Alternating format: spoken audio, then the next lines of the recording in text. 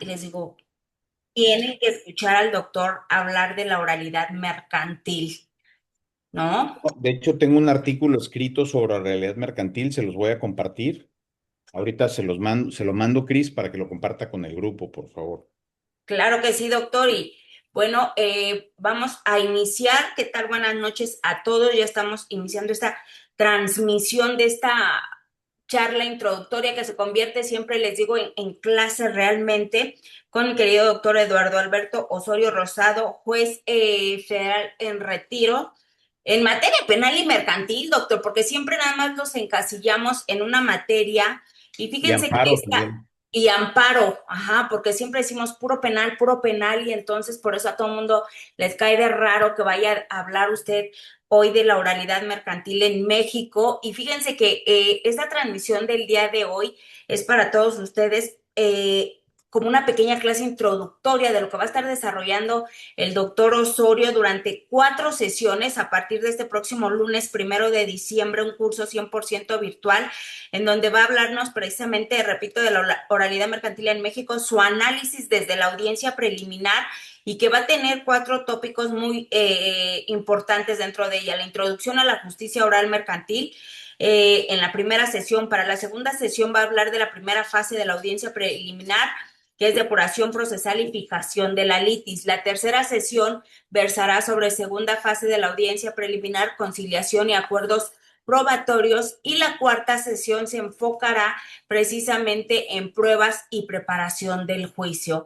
Entonces, esta charla, recuerden, es introductoria, por lo tanto, el doctor ahorita hablará de manera general de lo que va a hacer este curso para que el lunes ya podamos iniciar, ¿sale? Entonces, pues mi querido doctor, siempre bienvenido y bueno, pues para muchos es una sorpresa que va a estar usted hablando de la oralidad mercantil, por eso es que yo le decía, tenemos que hacer una transmisión para que sepan que no nada más habla usted de materia penal y amparo. Sí, muchas gracias. Bueno, pues a todos un saludo. Veo caras conocidas, eso me agrada. Yo creo que muchas caras son de interés y otras como de, y a ver qué va a decir, ¿no? Como de curiosidad de, y a ver qué va a decir sobre mercantil. Pues yo lo que siempre dije como juez mercantil cuando dicen que yo no aplico la prisión preventiva, yo dije, nunca la apliqué en mi segunda conformación como juez penal y jamás la apliqué como juez mercantil. ¿Cómo ve? Nunca puse prisión preventiva en mercantil.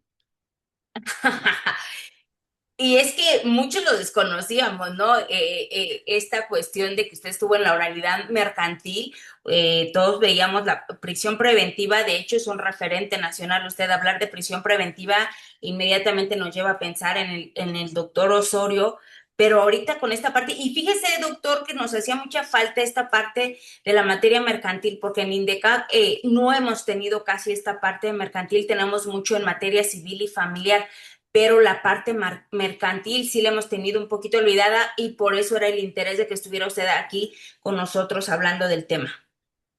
Muchas gracias. ¿Alguno de ustedes litiga en materia mercantil federal? ¿Alguna de las personas que están aquí en la plática? ¿Pueden activar su micro, Nayef? ¿No? Bueno, si no, que levanten la manita de la aplicación. ¿Por qué se los digo? Porque, de Creo que ya hecho, lo pueden activar, ¿eh? Por si quieren intervenir con el doctor.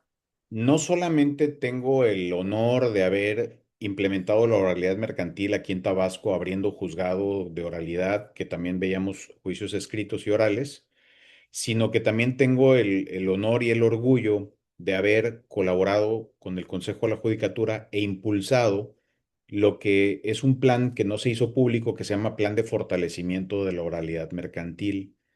Este plan que comencé a impulsar desde 2019 se concretó más o menos en 2021-2022 y esto trajo como resultado que a nivel nacional, en foro federal, se ampliara la plantilla de los juzgados mercantiles, que era de 4 secretarios, ya no son 4 secretarios, esto es gracias a este plan de fortalecimiento, y que también se abrieran más juzgados mercantiles en lugares donde se requería.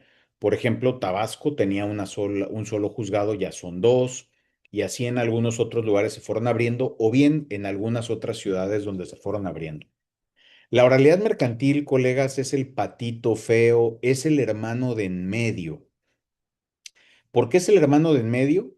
Aquellos que tengan más de tres hermanos sabrán a lo que me refiero. Con el hermano primero, ¿qué pasa? No, pues todo nuevo, maravilla, le tomas 1000 fotos, todo es una novedad. Viene el hermano de en medio y pues sí, pero ya no le tomas tantas fotos, usa la ropa del hermano, la carriola, ya usa ropa reciclada. Cuando viene el tercero, pues el tercero ya es novedad porque ya no conservas tanto las cosas viejas, a veces ya no esperabas al tercero, etcétera. Y lo mismo pasa con la oralidad mercantil. Cuando hablábamos de juicios orales pensábamos en penal y hoy laboral. Y por ejemplo, vean ustedes la diferencia de interés en la materia mercantil. Hoy tenemos una oralidad penal completamente implementada a nivel nacional desde 2016 y tenemos una oralidad laboral completamente implementada en todo territorio nacional, foro federal y local desde 2022. Y eso que la reforma laboral es de 2019, la reforma penal es de 2008 implementada en 2016 y la reforma mercantil es de 2012. Y desde 2012 no tenemos hoy juzgados federales mercantiles en todo territorio nacional. No hay salas de oralidad mercantil, por ejemplo, en Tamaulipas, en Nuevo León, no hay en Hidalgo, no hay en Querétaro todavía. Y ustedes dirán, ¿y qué pasa entonces en esos lugares? Porque ya hay juicio oral mercantil. Bueno, pues se está llevando en los juzgados federales, por ejemplo, con registro escrito de los actos procesales. Es decir, es un juicio oral, pero con registro escrito. ¿Y esto qué hace? Que se anule la oralidad. Así que ya es, hagan de cuenta, en el 48% de la República, ya no en el 51% como cuando yo fui juez mercantil, pero no es posible que haya un tipo de proceso que no se haya implementado completamente en la República. Y bueno, la verdad es que haber sido juez mercantil fue un reto enorme porque me correspondió implementar, después de haber sido juez penal, bueno, eso fue una fortuna, me sirvió mucho haber conocido la oralidad penal, qué es la justicia adversarial, cómo se maneja una sala de audiencias, cómo se implementa, cómo se ejecuta esto, de tal manera que cuando abrimos el juzgado mercantil, pues me corresponde ir a la parte procesal de este tipo de juicios y de procedimientos que ya conocía yo en penal. Entonces, cuando menos tenía el desenvolvimiento, la logística, todo el manejo de una sala de oralidad, la conducción de audiencias y demás, y esto fue más difícil. Lo más fácil, perdón, lo más difícil fue la parte sustantiva, ¿no? Que es como nosotros tal vez saberle al proceso penal, pero si no le sabes a teoría del delito, no le sabes a dogmática, es lo mismo que no saber nada. Pues esta es la otra parte que había que conocer. Pero precisamente el ser este tipo de operador donde no llegué desde las filas de lo mercantil de manera natural, sino me incorporé como a una persona ajena a esta materia, pero ya conociéndola, ejecutándola en materia penal, me permitió precisamente darle un abordaje distinto y ese es el abordaje que proponemos en INDECAJ. Fíjense, me di cuenta con el tiempo que con la metodología de tomar el artículo correspondiente a la audiencia preliminar, tan solo las 6 fases de la audiencia preliminar nos ayudan a estudiar toda la normativa que tiene que ver con el juicio oral mercantil. Es decir, podemos conocer todo el juicio oral mercantil desde la audiencia preliminar. ¿Por qué? Porque para llegar a la audiencia preliminar hay que transitar por la fase escrita o postulatoria, se llama. El juicio oral mercantil tiene 2 etapas, una etapa escrita o postulatoria, donde se plantea la demanda, se plantean las excepciones, se plantea la contestación de demanda o se plantea la reconvención y la contestación a la reconvención. En cada uno de esos lugares las pruebas. Y una vez que se ha dado vista con la contestación a la reconvención, entonces ahora sí se fija, viene la parte oral. Y la parte oral está constituida por la audiencia preliminar. Si se dan cuenta ustedes, colegas, el modelo de proceso que tiene el oral mercantil es el modelo de proceso que adoptaron los demás procesos orales que hoy tenemos en México. Por ejemplo, una audiencia preliminar. La audiencia preliminar tiene mucha similitud, porque veo aquí colegas penalistas, con la audiencia intermedia. ¿Por qué se llama intermedia en penal y preliminar en laboral, en civil, en el Código de Procedimientos Civiles y Familiares, en mercantil? Bueno, porque es una audiencia previa a la siguiente, que es la de juicio. En cambio, en penal hay tres grandes audiencias. La audiencia de la audiencia inicial, la intermedia y la de juicio. Y pues la intermedia está en el medio de las otras dos y por eso se llama así. Pero se darán ustedes cuenta que tiene mucha similitud la audiencia preliminar con la audiencia intermedia, porque a la audiencia intermedia le hemos indebidamente llamado audiencia de preparación a juicio. Pero la audiencia intermedia en el proceso penal no tiene la finalidad de preparar el juicio. Tiene dos finalidades previas a que se prepare el juicio, en las que si las hemos transitado exitosamente, entonces comenzamos la fase de preparación a juicio. ¿Por qué? En la audiencia preliminar, en la audiencia intermedia en materia penal, primero se verifica si hay incidencias o excepciones que discutir. Posteriormente, si el asunto puede resolverse de manera alterna o de forma anticipada porque es la última oportunidad. Y lo mismo pasa con la audiencia preliminar en materia mercantil.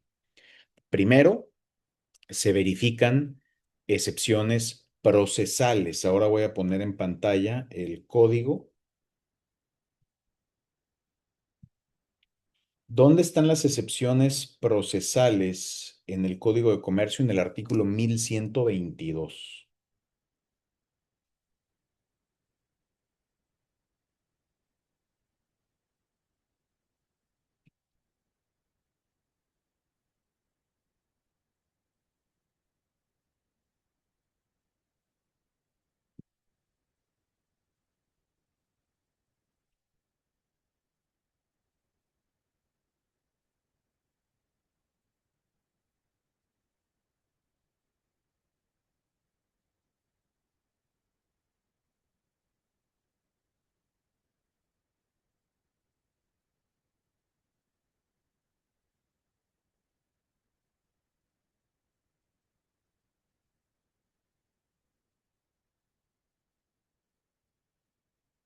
Ahí va.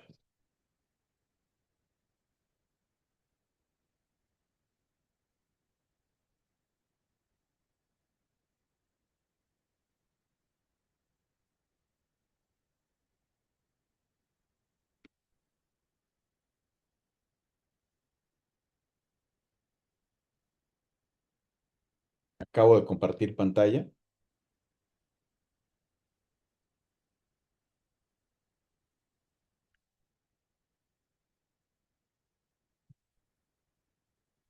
Y aquí tenemos artículo 1390 bis. El artículo 1390 bis, en realidad, el 1390 bis es el título donde está el juicio oral mercantil, que abarca del artículo 1390 bis al 1390 bis 50.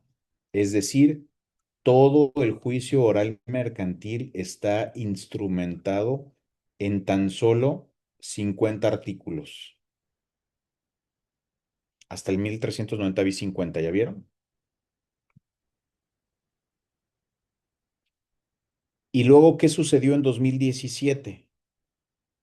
Que hubo una reforma muy importante y al ver los resultados del juicio oral mercantil, el que sustituyó al juicio ordinario mercantil, entonces se implementó el segundo juicio de mayor incidencia en la materia mercantil. El primero lo era el ordinario mercantil y el segundo el ejecutivo. Se implementó ya la oralidad en el juicio ejecutivo con el capítulo 1390 ter, el título más bien, donde se puso el juicio ejecutivo mercantil oral en tan solo 13 artículos, miren ustedes.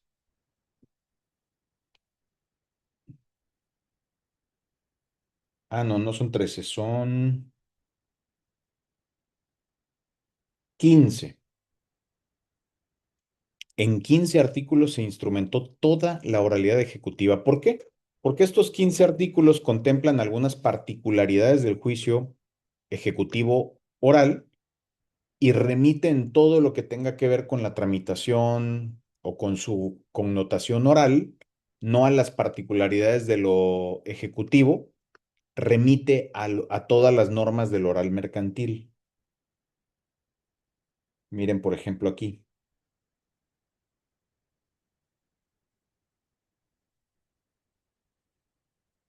El procedimiento ejecutivo a que se refiere este título tiene lugar cuando se demanda algo y según el 1391. Y luego dice, ahí está, el 1390 ter 3. En el juicio ejecutivo mercantil oral se observarán los principios que contempla el 1390 bis 2. Acuérdense que el bis es el de oral mercantil. Y se tramitará conforme a las reglas previstas en el 1390 bis 3, bis 4, bis 5, bis 6, bis 7, bis 8, bis 9, bis 10, bis 12, bis 13, salvo lo relativo a la convención que es incompatible con el juicio oral, el juicio ejecutivo oral. En el oral mercantil sí hay reconvención y en el ejecutivo oral no. Bien, entonces, en el artículo 1390 bis 32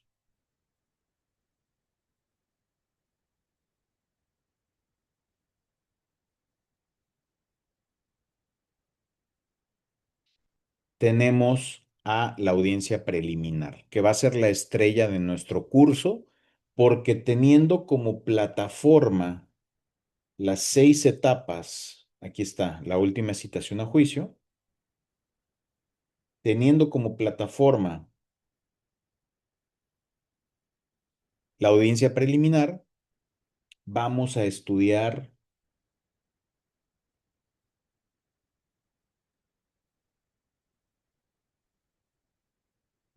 todo el juicio oral mercantil. Es una metodología interesante.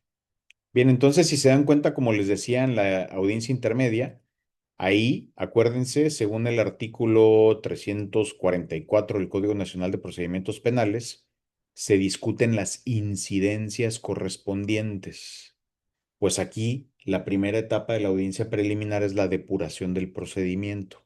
¿Y qué se discute en la depuración del procedimiento? Nos lo dice un artículo más adelante, que es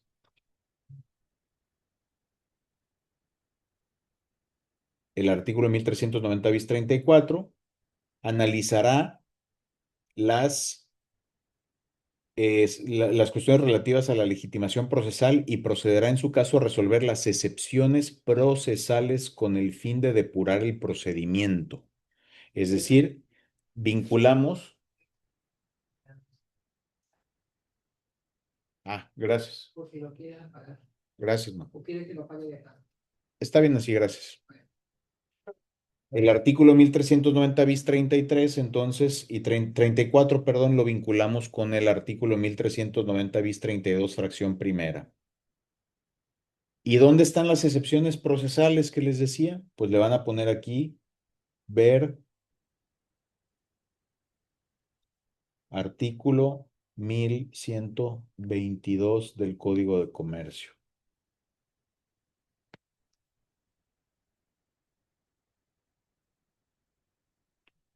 Ahí está. Son excepciones procesales, la incompetencia del juez, la litispendencia, conexidad, falta de personalidad, falta de cumplimiento de plazo o de la condición sujeta e intentada, la división y la exclusión, la improcedencia de la vía y las demás que tengan ese carácter, que la ley le den ese carácter.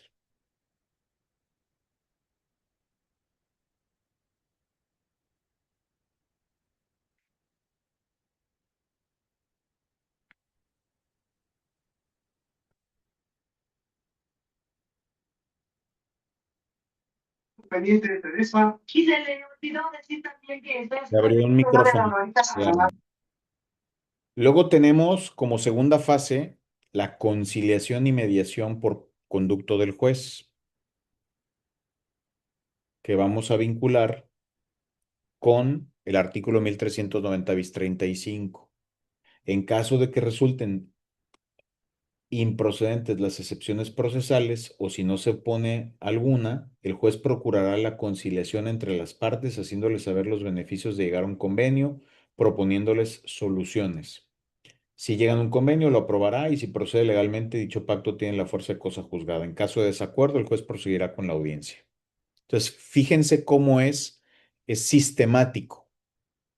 Sistemático porque primero se tiene que verificar que el asunto tiene méritos procesales, es decir, que hay presupuestos procesales. Si he considerado que hay presupuestos procesales, entonces el procedimiento ya no se depura, continuamos a su siguiente fase, conciliación.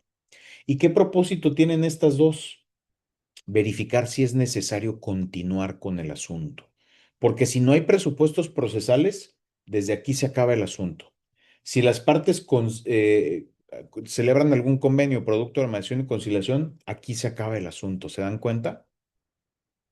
Pero si no se acaba el asunto aquí y entonces me permite continuar acá y el asunto no se acaba acá, entonces ahora sí pasamos a la etapa que viene desde la fracción tercera, el 1390 bis 32, con la preparación a juicio. Antes no estábamos preparando el juicio, estábamos viendo si había presupuestos procesales y si había necesidad de continuar porque las partes pudieran resolver el asunto de manera no contenciosa. Pero si hay presupuestos procesales y no hay forma de resolverlo de manera no contenciosa, entonces ahora sí vamos a pasar a depurar qué. Según el 1390 bis 36, vamos a hacer una depuración de los hechos que no estén controvertidos. Y una vez que yo he determinado cuáles son los hechos que no están controvertidos, entonces voy a pasar a depurar las pruebas.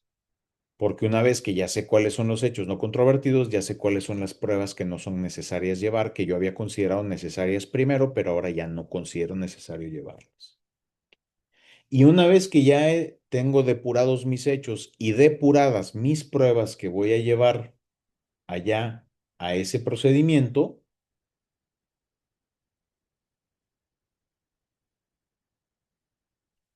se determina entonces cuáles son necesarias, se procede a la calificación sobre la admisibilidad de pruebas, sobre las que ya me quedaron después de la depuración. Entonces ahí sí voy a calificar cuáles deben admitirse. ¿Y por qué les digo que aquí en el proceso se vincula esto con todos los artículos anteriores? Porque cuando estemos aquí, nos vamos a fijar para efectos de este párrafo en el artículo 1390 bis 13. Nos vamos al 1390 bis 13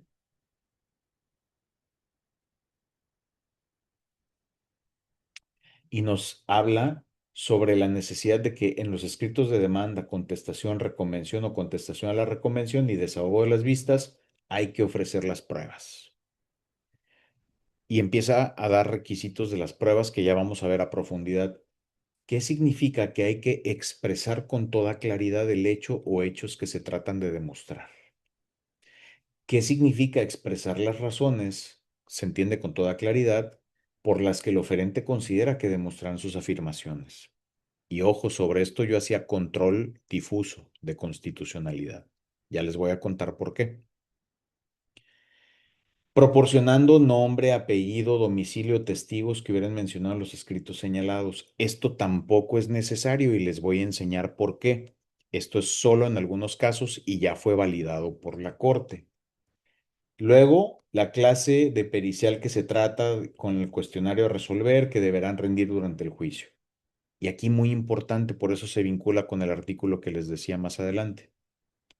El juez no admitirá las pruebas que sean contrarias al derecho, es la primera categoría, a la moral, que se hayan ofrecido extemporáneamente, salvo que sean supervinientes, que se refieran a hechos no controvertidos o ajenos a la litis, o bien sobre hechos imposibles o notoriamente inverosímiles. ¿Qué sucede entonces si yo no observé las reglas que están dispuestas desde el primer párrafo del 1390 bis 13? Si las partes incumplen con los requisitos anteriores, el juez desechará las pruebas. No hay de otra. El juez desechará las pruebas. Que esto tiene cierta diferencia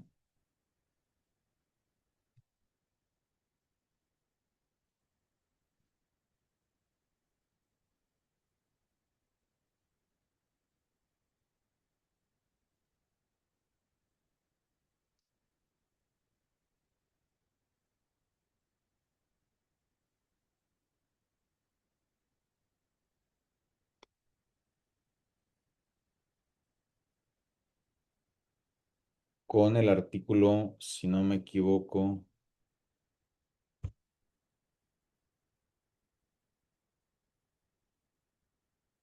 sí.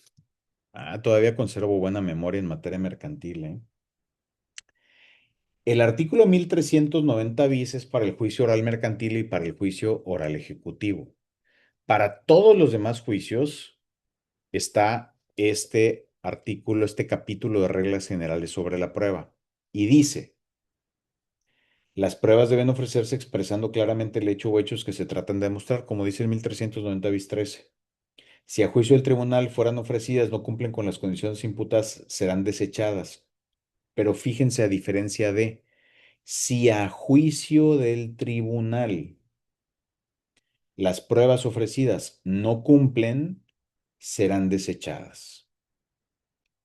La diferencia con el 1390 bis 13 es que dice, si no se cumplen esos requisitos, serán desechadas y este es si a juicio del tribunal. Y esto ha sido interpretado por algunos tribunales muy importantes, me refiero sobre todo al insigne cuarto tribunal colegiado en materia civil del primer circuito, ¿se acuerdan? Integrado por el magistrado Leonel Castillo, Mauro Zapata, diciendo aquí hay una apertura al arbitrio judicial donde no de manera tajante debe desechar las pruebas porque le dice que sí a su juicio, lo cual tiene diferencia con el juicio oral mercantil con el 1390 bis 13. ¿Bien?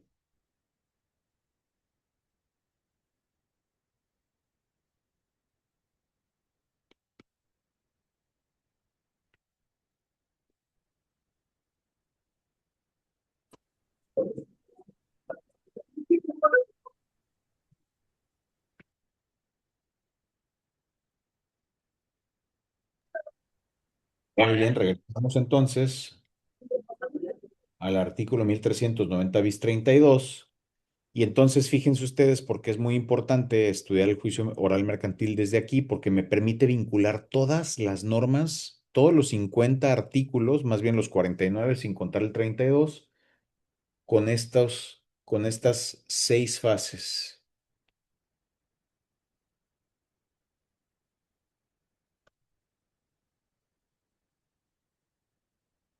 Entonces, si veo que hay méritos procesales y puedo continuar, las partes no concilian ni no convienen por conciliación o mediación, pero que hecha con seriedad. Ya les voy a decir cuál, ¿eh? Muchos asuntos no se están llevando con observancia de lo que se requiere para esto. Hay otras normas del proceso que se relacionan con esto, antes de este artículo y después de este artículo. Mi intención es que ustedes las vayan conociendo, le vayan haciendo anotaciones a su código de comercio para que vean con qué artículos está vinculado. Entonces, si hay presupuestos procesales porque no hubo excepciones procesales o habiéndolas, se desestimaron, entonces voy a conciliación y mediación. Si el asunto no se puede convenir por estos mecanismos, entonces ya puedo pasar a la siguiente fase, que como les decía, comienza la fase de preparación a juicio. ¿Por qué? Porque ahí ya empiezo a depurar hechos, pruebas y más pruebas. Y cuando ha pasado esto, pueden pasar dos cosas. Una, perdón, ¿sí me escucharon ahí? Porque creo que se me cortó mi internet. ¿Sí me escucharon? ¿Qué Sí, todo pasa si bien. llegamos a este punto, gracias, donde no hubo excepciones procesales o habiéndolas se desestimaron, donde las partes no conciliaron, donde ya se fijaron acuerdos sobre hechos no controvertidos, donde se fijaron acuerdos sobre pruebas y donde ya se calificó la admisibilidad de las que quedaban después de esta fase de depuración? Y entonces ya de las 7 que inicialmente traía Ingrid Castillo se quedó con 3 y de las 12 que traía Daniel Ibarra se quedó con 5. Entonces, ahora sí, nos vamos a dos cuestiones. Tenemos que determinar qué tipo de pruebas son las que se admitieron. Pruebas que requieren alguna cuestión especial para ser desahogadas o pruebas que se desahogan por su propia y especial naturaleza. ¿Por qué es importante? Porque de eso depende qué voy a hacer después de este momento. Perdón, después de este momento, el 5. Cito para audiencia de juicio. O bien, de una vez estoy en condiciones de concentrar la audiencia de juicio en esta fase de la audiencia preliminar. Y digo, señores, concentro la audiencia de juicio en este momento, les doy el uso de la voz para que formulen alegatos, de una vez. Y nos vamos a ir a sentenciar después de los alegatos.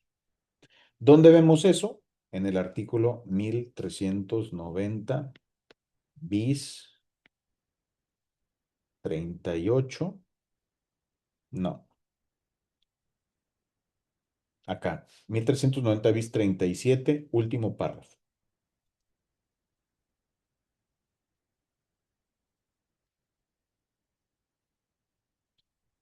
Fíjense, ahí están las dos cuestiones.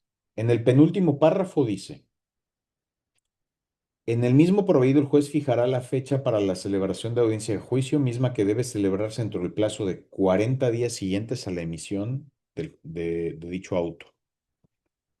O bien, si en la audiencia preliminar solo se admiten pruebas documentales que no requieran ser preparadas para su desahogo, se podrá concentrar la audiencia de juicio en la preliminar para desahogar documentales respectivas y dictar la sentencia correspondiente. Es decir, en tan solo 2 meses máximo puede estar terminando un juicio oral mercantil en la audiencia preliminar, concentrando la audiencia de juicio ahí, ya sea resolviéndolo de fondo o bien porque no hay presupuestos procesales y determinas que opera una excepción procesal, litispendencia, legitimación procesal, etcétera. O bien porque las partes convinieron y en ese momento celebras un convenio que tiene como terminado el proceso. La verdad es que es un juicio muy ágil y muy dinámico, un poco difícil de manejar, porque ¿cuántos artículos tenemos en el Código Nacional de Procedimientos Penales penalistas?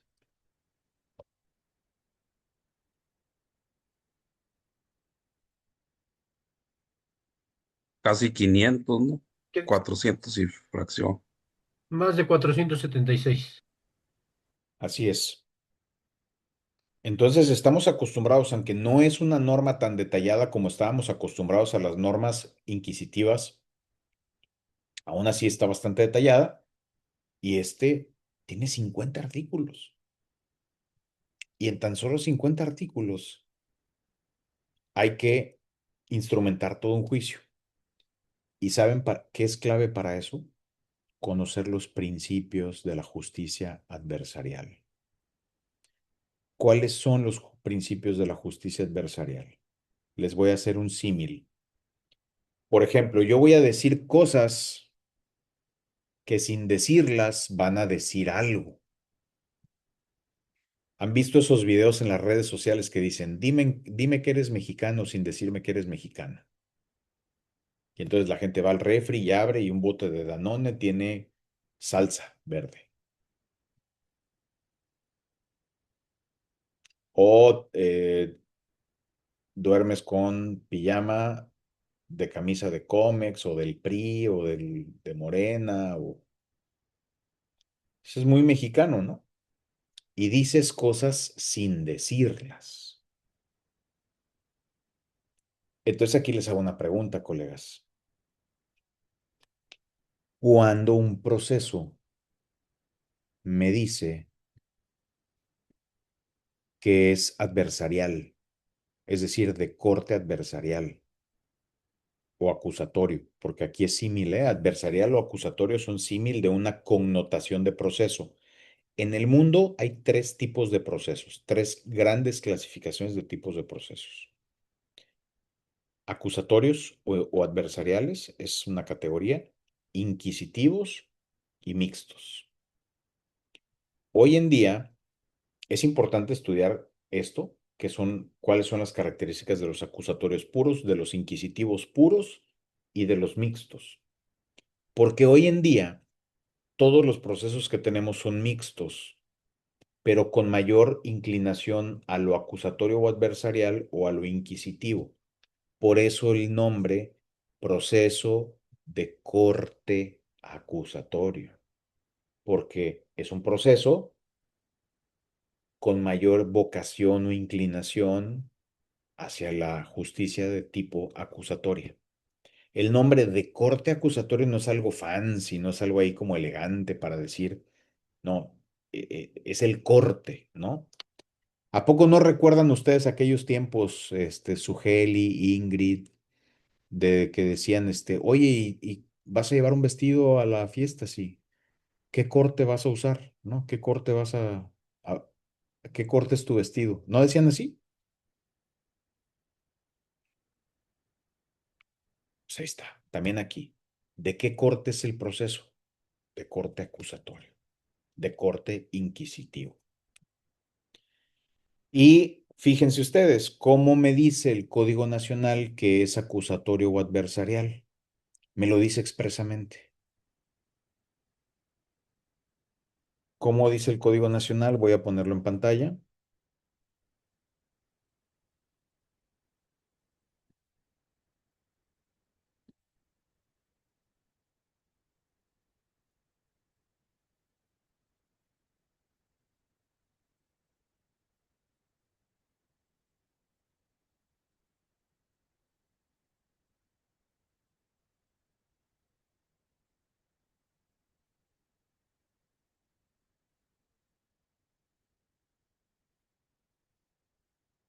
Es el artículo cuarto.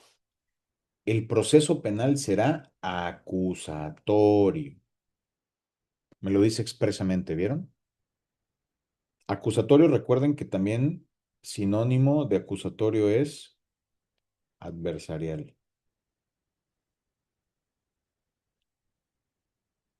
Entonces será acusatorio o adversarial y oral. Oigan, entonces, acusatorio no es lo mismo que oral. No. Por eso están divididos, aunque unidos, perdón, pero separados por una conjunción copulativa que es la I. Entonces es acusatorio y también es oral. Entonces lo acusatorio es algo y lo oral es algo completamente diferente. Y no tiene que ver con que lo acusatorio es un tipo de proceso y lo oral es una característica. No, es que son dos cosas muy diferentes. Y en él se observarán los principios de publicidad, contradicción, concentración, continuidad e inmediación. Entonces, fíjense, a la justicia acusatoria, la justicia adversarial, tuvo características muy propias que derivaron en principios. ¿En qué principios? Publicidad, contradicción, concentración, continuidad e inmediación. Entonces, aunque el código no me diga que es acusatorio, cuando yo veo los principios, me está diciendo este código aspira a ser un proceso, tener un proceso acusatorio o adversarial, con ver los principios. Y el artículo y el Código de Comercio me dice qué tipo de proceso es el juicio oral mercantil.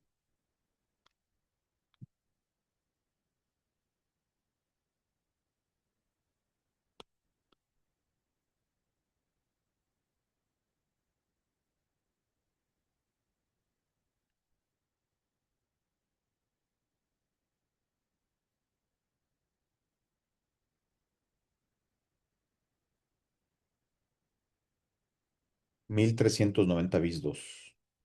¿Me ayuda a leer, Ingrid?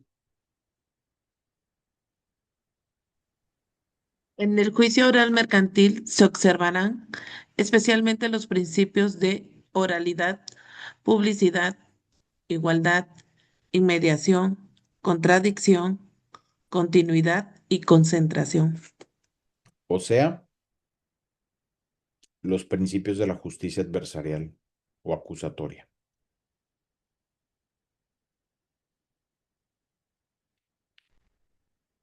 ¿Hay oralidad en penal? Sí, es que es una característica, maestro, no un principio. La jurisprudencia de la Corte le ha dado tratamiento de principio a la oralidad en penal y la doctrina le da tratamiento de principio. ¿Publicidad es el mismo que en penal? Sí. ¿Es el mismo igualdad? Sí. Inmediación también, contradicción también, continuidad también y concentración también. Entonces, esto es como el bote de Holanda que tiene mole, que tiene enchiladas, que tiene salsa, que tiene, ¿qué más? Frijoles, ¿no? Uno entra emocionado, uy, qué rico helado. ¿Cuál helado? Frijoles congelados, ¿no? Entonces, esto igual que eso nos dice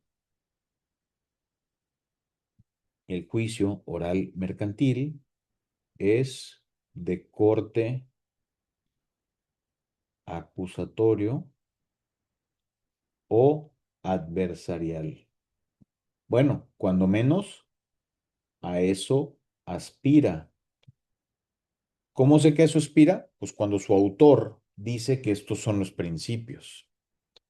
Pero aquí viene el tema del ojo entrenado, colegas. Esos principios en realidad se cumplen en todo su articulado posterior a la enunciación de los principios. Eso vamos a ver en las siguientes sesiones, donde vamos a analizar uno por uno los artículos y vamos a ver si se ajustan a una connotación adversarial o acusatoria del proceso, o más que nada tienen algo que la doctrina ha llamado inquisición subyacente, es decir, que subyace algo inquisitivo, o también algo en lo que incurrimos los operadores, tanto legislativos como operadores jurídicos del proceso, que se llama nostalgia por la acusación, por la inquisición, perdón. Este es un término, académico. Nostálgicos de la Inquisición o nostalgia por la Inquisición es un tipo de práctica inconsciente que nos lleva a hacer aplicaciones o interpretaciones más acordes a un proceso inquisitivo que a un proceso adversarial. Y es que, ¿saben qué? La prueba no es la prueba en inquisitivo no es la misma prueba en inquisitivo que en adversarial. Los alegatos no son iguales en lo inquisitivo que en lo adversarial. La sentencia no es lo mismo. La intervención del juez y las facultades que una norma le da no son lo mismo en un proceso inquisitivo que en un adversarial o acusatorio. Todo eso lo vamos a ver en el curso que tuvo el acierto de hacer INDECAJ, porque efectivamente, colegas, no hay oferta de capacitación en oralidad mercantil.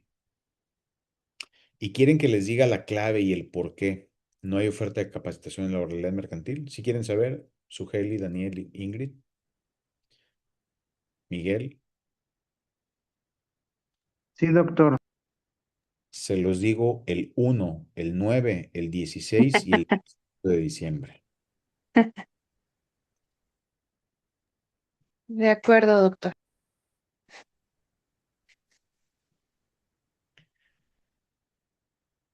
Ahí vamos a hacer un análisis completo donde nos vamos a enterar por qué, pues, pasa lo que pasa.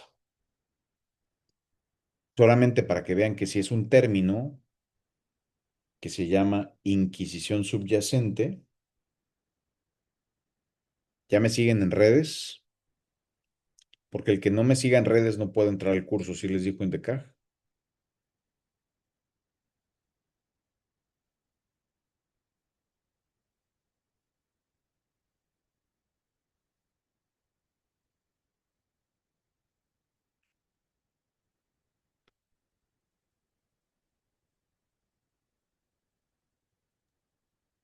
Voy a mostrar algo aquí.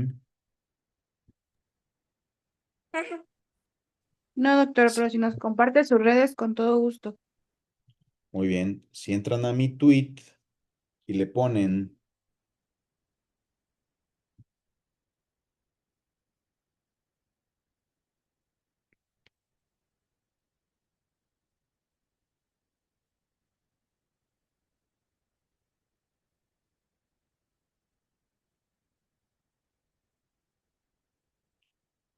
fíjense cómo ha escrito varias veces sobre esto, ¿no? Otro factor que influye es uno cultural, cultura procesal.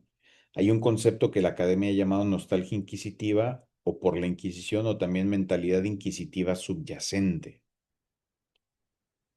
Nostalgia por la Inquisición. ¿Cómo lo sabemos? Cuando vemos normas, ¿no? Cuando vemos algo, nosotros les sabemos describir el rasgo cuando hemos desarrollado el ojo y el oído que nos permite identificarlo.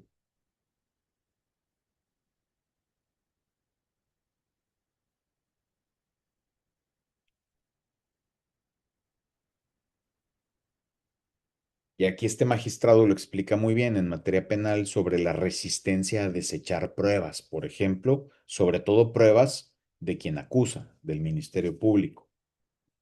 Al control de la admisibilidad. Control de la admisibilidad, pues es esa fase de admisión o exclusión de pruebas en materia penal, que es la que tenemos de admisibilidad en mercantil.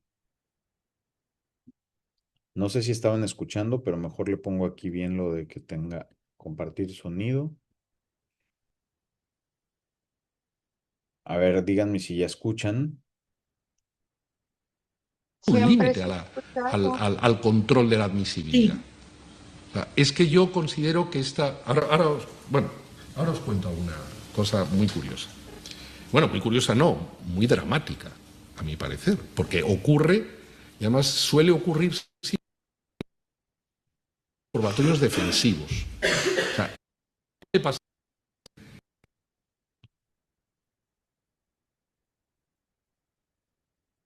Se corta.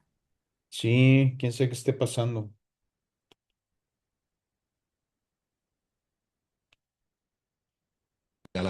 Al control de la admisibilidad. O sea, es que yo considero que esta... Ahora os cuento una cosa muy curiosa.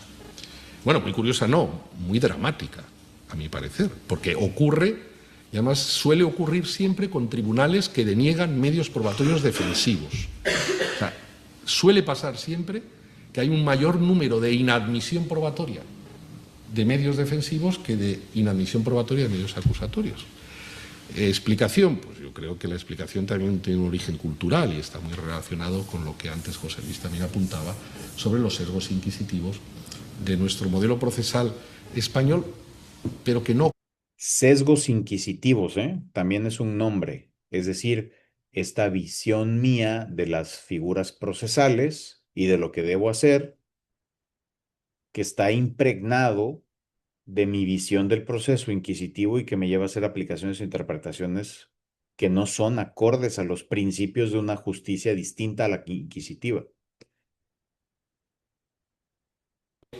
No creo que seamos el único ejemplo de inquisitividad subyacente. Creo que sigue generando, o sea, los rasgos de inquisitorios siguen marcando las praxis jurisdiccionales de la mayoría de nuestros países.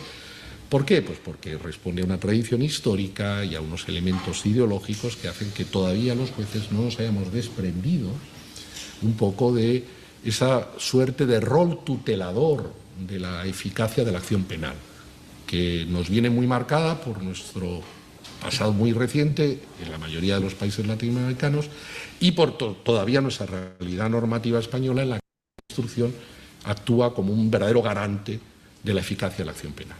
Por tanto, eso se proyecta en los estándares aplicados de admisión probatoria y se aprecia, desgraciadamente, en ocasiones en los estándares de valoración probatoria. Pero bueno,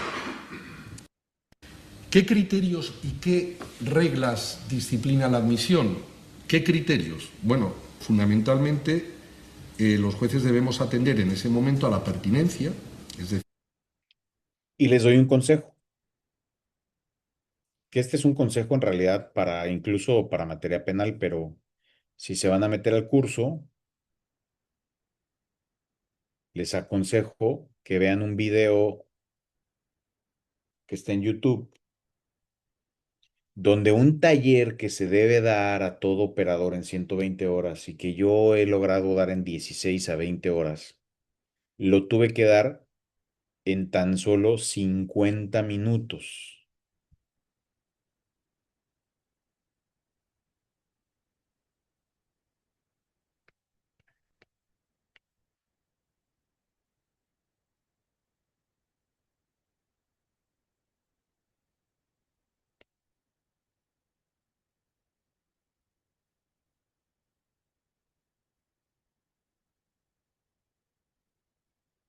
Y está aquí.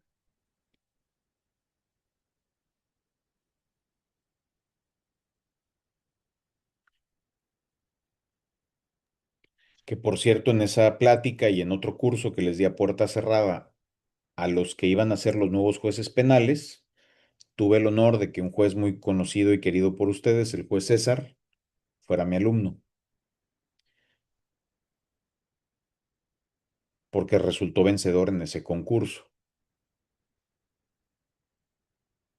El que, al igual que yo, muchos hemos adquirido información y enseñanzas básicas para nuestro desempeño como servidores públicos en el Poder Judicial de la Federación. Al igual que usted,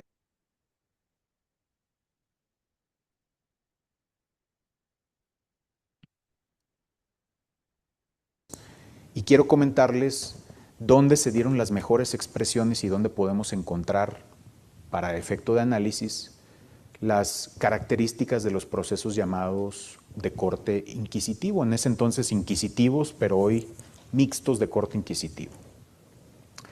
A estos los podemos identificar en la época de la Roma imperial. Roma, cuando dejó de ser república y comenzó a ser imperio, empezó a dominar territorios. Hay quien dice que Roma llegó a tener 5 millones de kilómetros cuadrados y empezaron a dominar territorios que no tenían ni su cultura, ni su religión, ni su idioma. Imagínense ustedes ejercer dominio, primero mediante la fuerza, de manera bélica. Ejerzo dominio sobre un territorio que no quiere que yo esté ahí y lo ejerzo mediante la fuerza, con ejércitos. Pero cuando me voy, dejo un gobierno que está obligado a mantener ese dominio político. En tiempos donde las comunicaciones eran a caballo, a barco de vela o de remos, qué difícil.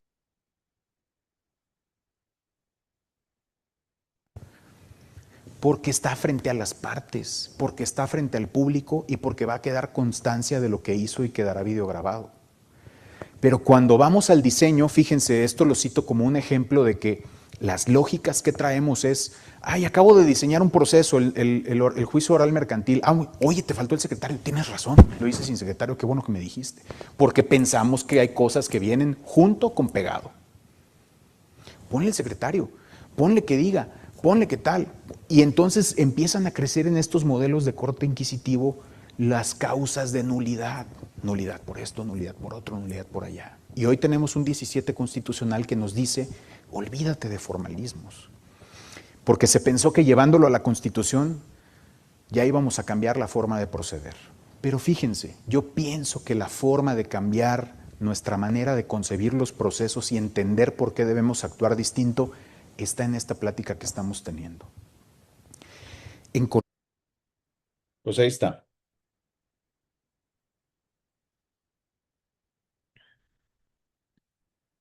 Y se las dejo aquí, como siempre. Uy, pero si se está transmitiendo en vivo, no sé cómo se le va a transmitir a los que...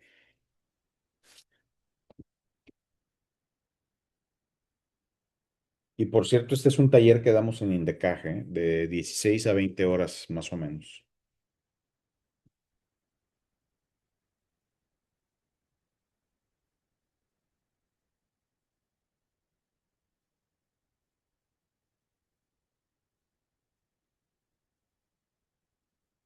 Esto que les compartí aquí, colegas, en el chat, en el primer archivo, es el artículo sobre oralidad mercantil que escribí en 2020, que llamé La oralidad mercantil a casi una década de su implementación. Y reflexiono sobre algunas cosas del juicio oral mercantil en ese momento donde estábamos cerca de una década de su implementación. Cris, no sé si por ahí hay alguna manera de ponerla, como me había dicho usted, tal vez compartimos la liga de donde se está invitando al curso y se cuelga el archivo en un drive o Sí, sí, incluso en sí, la se les aplicación. puede compartir. Mañana lo subimos a la página para los que nos están siguiendo en redes sociales. Se va a compartir la liga para la inscripción al curso y ahí va a ir implícito el drive. Ah, y también les voy a compartir otro que se llama La justicia invisible, los métodos de solución de conflictos en el marco del proceso mercantil. ¿Alguno de ustedes ha visto en redes que hay un jovencito que se llama Santiago Chablé Velázquez que cada vez anda hablando más de proceso electoral y de derecho electoral y muy presente en redes, muy inteligente? Bueno, pues cuando fue mi actuario, escribió este artículo que se llama La justicia invisible, los métodos de solución de conflictos en el marco del proceso mercantil, que también les voy a compartir aquí, Cris, y para toda la comunidad, por favor.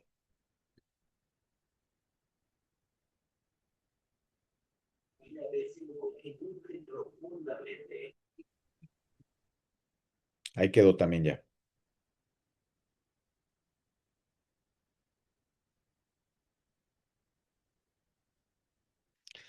Y como también hacemos control difuso o incidental en el proceso, los jueces y ustedes como abogados lo deben provocar, les voy a obsequiar un libro donde participé también con precisamente ese tema.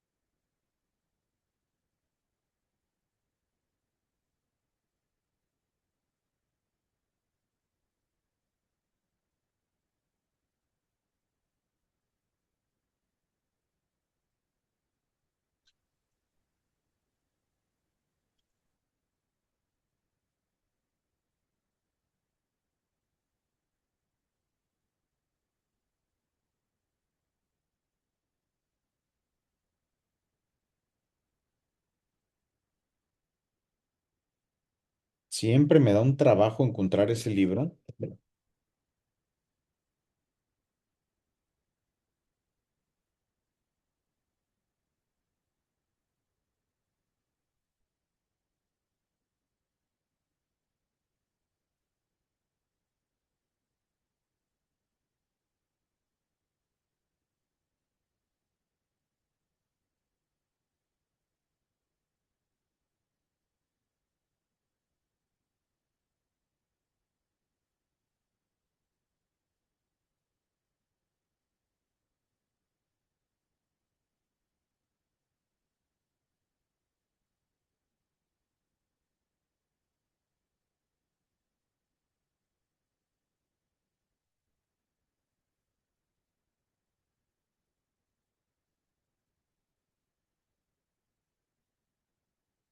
No, pues no lo encuentro. Pero ¿saben qué? Se los obsequio en las primeras sesiones del curso de oralidad mercantil. No, por ahí lo tiene Cris en algún chat donde he compartido. A ver, igual y en nuestro chat, Cris, está por ahí en documentos. Ahorita lo estaba buscando. Espérame. Para. Sí, sí, ya lo encontré.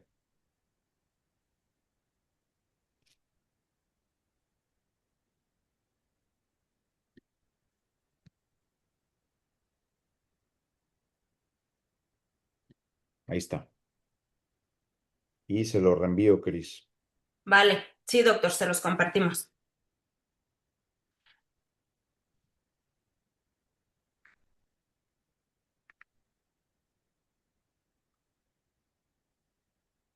Listo.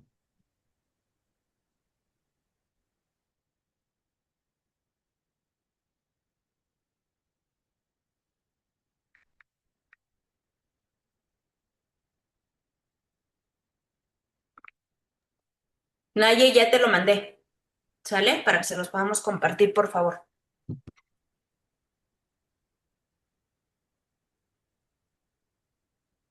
Bueno, pues ¿Alguien todo está esto, compartiendo la pantalla, Naye? Ujú. todo esto lo vamos a estar analizando en este curso. Vamos a hablar sobre el juicio oral mercantil desde la audiencia preliminar. Me parece una metodología dinámica interesante de verlo. Y bueno, pues ojalá y les veamos ahí. Será un honor contar con la presencia de todos ustedes. ¿Alguna inquietud? Así es. Momento? Juan, Daniel, Juan Carlos, Nayeli, Miguel, Norberto, licenciado Mata, Todos nos Ingrid. piden sus redes Sí, sociales. si me permite, maestro, hacer ahí una pregunta, ¿no? Dígame. Sobre el juicio oral mercantil. Ahorita usted señaló los preceptos, ¿no? Del Código de Comercio. Pero en cuanto a la cuantía, mencionó también así brevemente sobre el juicio oral ejecutivo, ¿no? El juicio ejecutivo oral.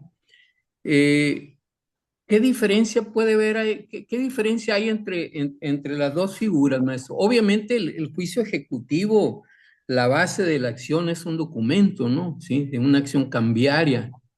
Pero al hablar de la cuantía, maestro, ahí, o sea, ¿cuándo voy a optar por un juicio ejecutivo oral y cuándo voy a optar por un juicio oral mercantil? Es cuanto, excelente, excelente tema, excelente ponencia. Gracias, maestro. No, de qué. Gracias a usted, don Norberto. Fíjese que la disyuntiva no está tanto en cuándo me voy a ir por el mercantil oral o cuándo me voy a ir por el ejecutivo oral, porque, fíjense, el licenciado Norberto toca un punto muy importante, que ya me va a hacer spoiler de lo primero que les quería platicar en ese curso, don Norberto, pero bueno, ahí va la primicia para ustedes. El juicio oral mercantil se contempló para que sustituyera al juicio de mayor incidencia en la materia mercantil, que es el juicio ordinario, pero se hizo de manera gradual por un sistema de cuantías. Entonces, en su concepción original, el juicio oral mercantil fue un juicio de espectro limitado. ¿Por qué? Porque era un juicio de cuantía menor. ¿Se acuerdan? Y así fue desde su concepción en 2011, su implementación en 2012 hasta 2017. En 2017, por iniciativa del presidente Peña Nieto, se analizan cifras y se dice, oigan, ha sido un éxito la oralidad mercantil, ha venido a agilizar, a dinamizar los procesos y entonces es necesario que ampliemos el espectro del juicio oral mercantil, ya no a hacer la excepción por ser en los asuntos de cuantía limitada, sino que ya sea la manera general de tramitar este tipo de procesos. Entonces, el juicio oral mercantil, de ser la excepción, se vuelve la regla, porque se reforma el artículo 1390 bis, ahorita le digo qué número, estoy buscándolo en mis redes sociales.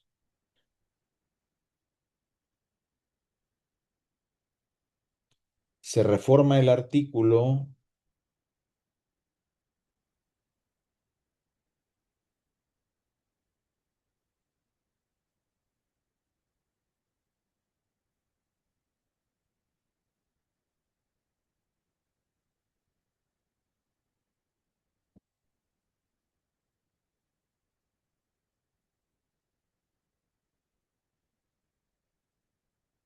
ahí están mis redes ya en el chat. No sé si esa imagen la podamos compartir también, Cris, por ahí.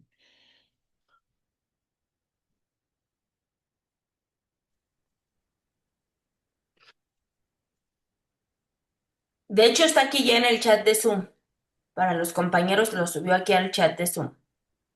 Ahí está. Gracias. Ajá, ahí está. Bueno, sí, la puse en el chat de Zoom. Bueno, ¿qué dice el artículo 1390 bis 1, licenciado Norberto y demás colegas, que se reformó en 2017, el 25 de enero? No se sustanciarán en este juicio, es decir, por la vía oral, aquellos de tramitación especial establecidos en el Código 1 y en otras leyes, ni los de cuantía indeterminada. Entonces, solo cuando no sea posible determinar la cuantía de un asunto o se trate de un juicio especial, establecido como especial por el código mismo u otra ley, no se va a llevar a cabo el juicio oral mercantil. Mientras no pase eso, siempre va a ser oral mercantil.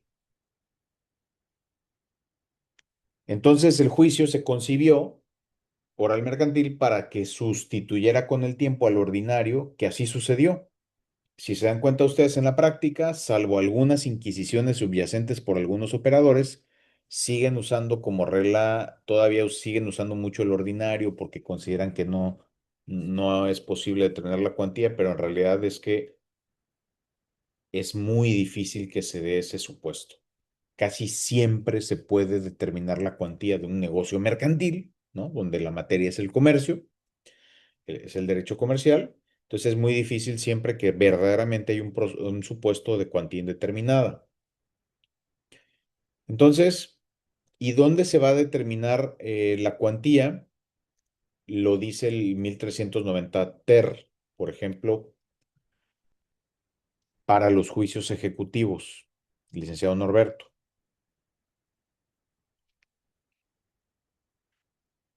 Aquí hay un enorme desacierto del legislador. Y aquí sí voy a pedir ayuda de uno de ustedes que me haga favor de ver cuál es la cantidad de este año, 2025.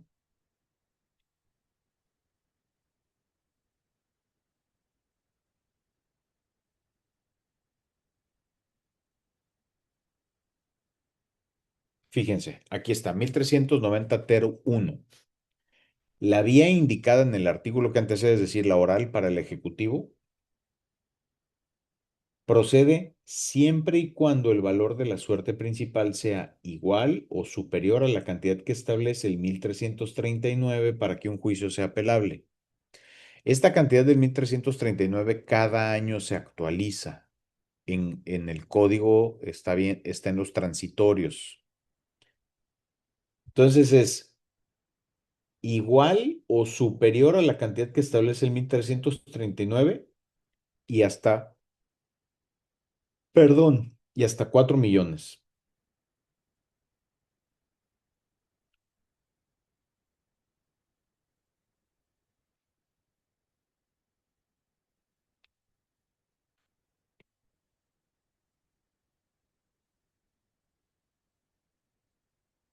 Miren, este tiene que ver con algo que expliqué hace tiempo, no me acuerdo de qué año es, pero imaginemos que la cantidad que contempla el artículo 1339 actualizada es esta.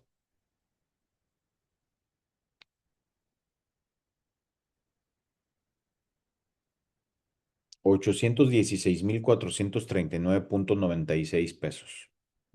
Por tanto, la vía oral procederá desde, si el asunto del pagaré es de 1 centavo, hasta 816,439,96 pesos.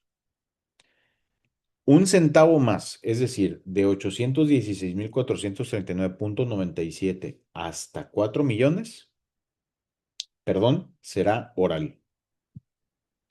Antes será escrito. Pero de 4 millones con 1 centavo hasta el infinito, vuelve a ser escrito. Eso no lo contempló el legislador. Nunca va a sustituir el oral ejecutivo al ejecutivo, como pasó con el mercantil, el oral mercantil que sustituyó al ordinario. Porque aquí siempre van a coexistir la escritura con la oralidad y otra vez con la escritura. Este es un desacierto que por más de que he tratado de decirlo, de mencionarlo, de hablar, he tenido alumnos que trabajan en órganos legislativos, no se ha podido cambiar. ¿Alguna otra pregunta?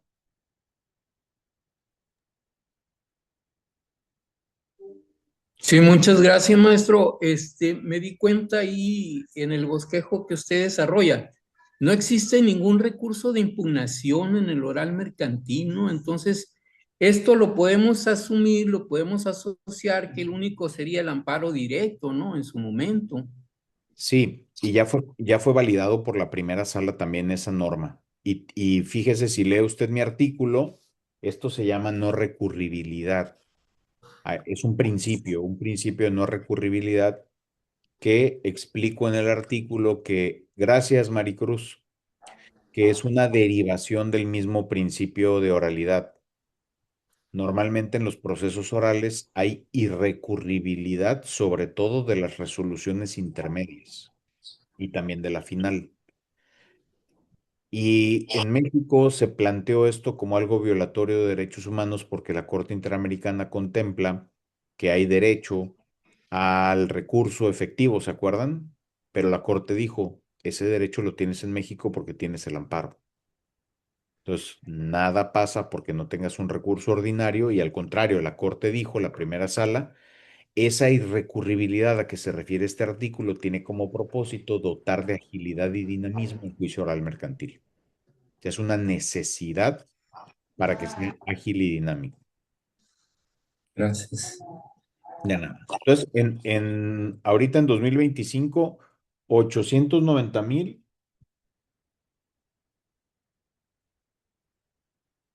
462,99.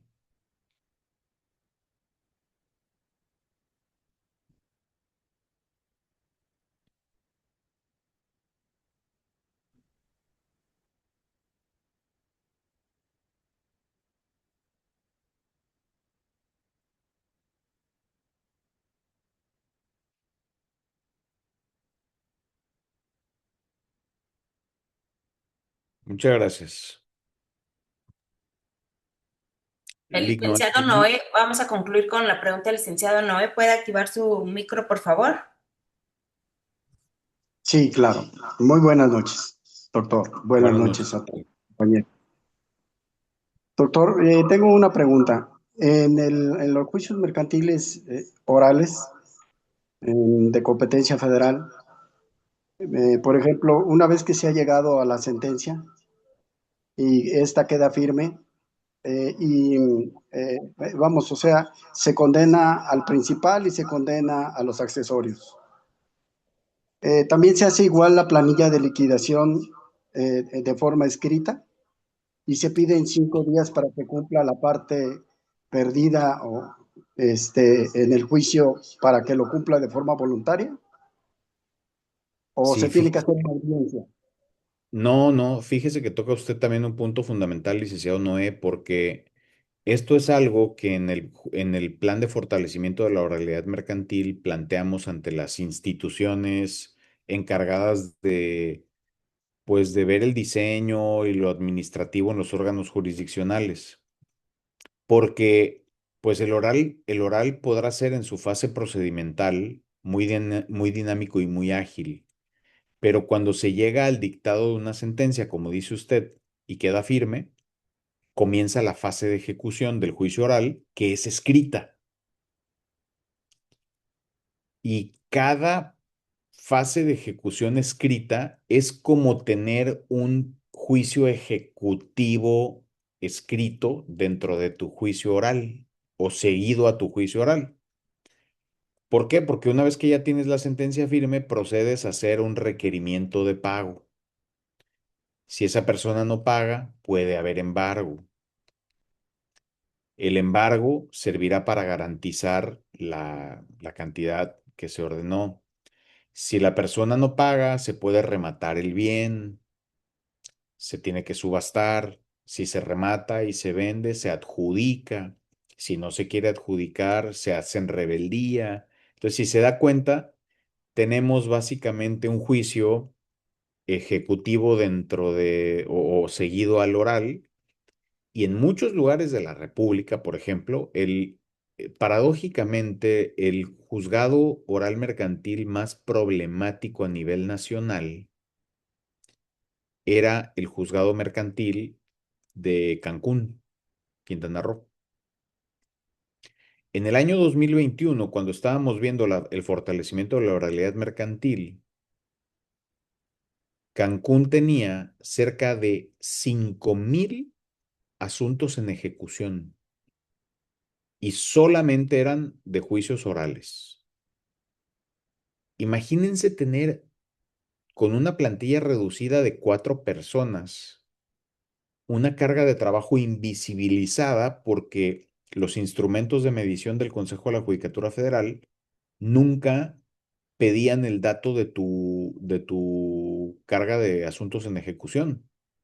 Entonces tenías 5,000 asuntos que estaban moviéndose en requerimiento de pago, en embargos, en inscripciones registrales, en todo lo que implica una ejecución que bien ya saben ustedes.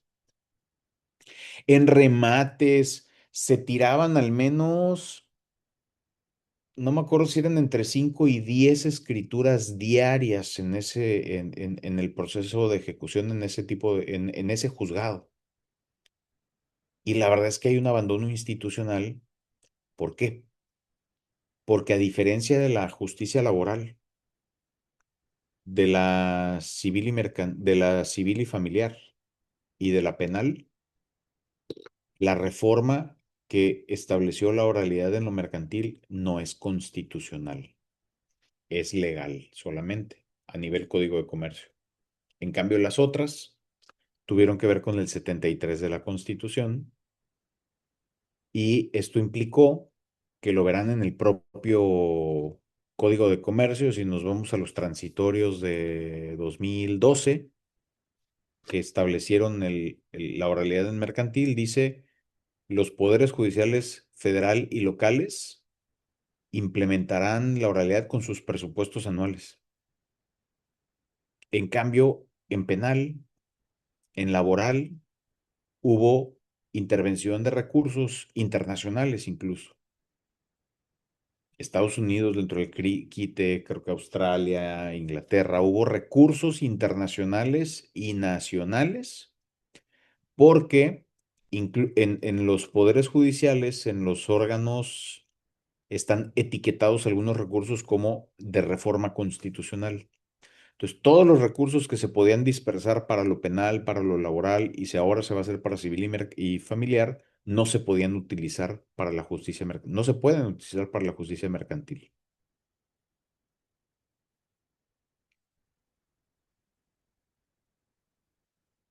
Espero haber Gracias, Mario.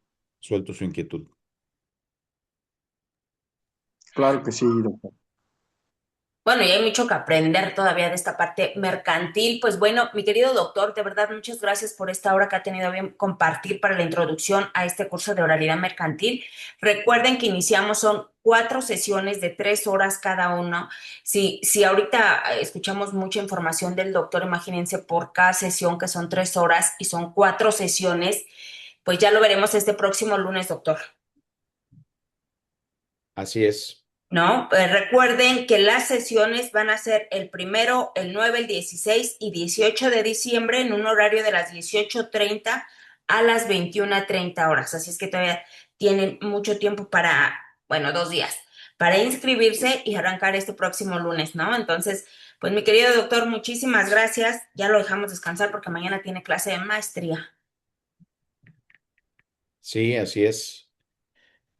¿no? Que estén bien, que descansen. Ojalá y haya sido de utilidad todo lo que platicamos el día de hoy. Claro Gracias, que sí, bonita doctor. noche, paso bonita noche. Gracias, gracias a todos. Nos vemos el próximo lunes. Gracias, buenas noches. Solamente Gracias, buenas una noches. última, Hasta o luego. sea, quisiera pedir que nos compartieran el nombre del libro porque no se escuchó. Se llama Cuestiones Relevantes de Derecho Constitucional y se lo mandé a Cris de Indecaji. Se puso aquí en el chat, ¿eh? En el chat de la sesión está. Ujú. Está bien. Muchas gracias. Buenas Si noches. no, ya lo colgamos de una liga, Cris, ¿no? Sí, mañana en la página de Facebook de INDECAC y en los grupos de WhatsApp lo vamos a mandar pegado como en Drive, ahí con el texto de la información, ¿vale? Bueno, pues descansen, muchísimas gracias. Nos vemos el día de el lunes para iniciar con este curso.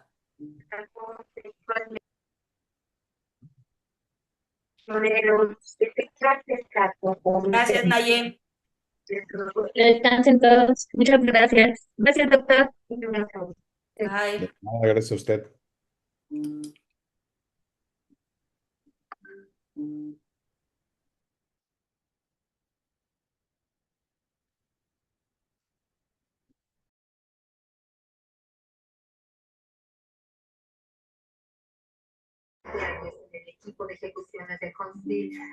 Recuerden que el día de mañana tenemos una sesión gratuita también con el doctor Jorge Sandoval Romero. Lo voy a estar mandando la liga del Zoom a todos los grupos. Que descansen. Muchísimas Una gracias por pregunta. acompañarnos. Una pregunta, ¿me pudieran dar la red social del profesor?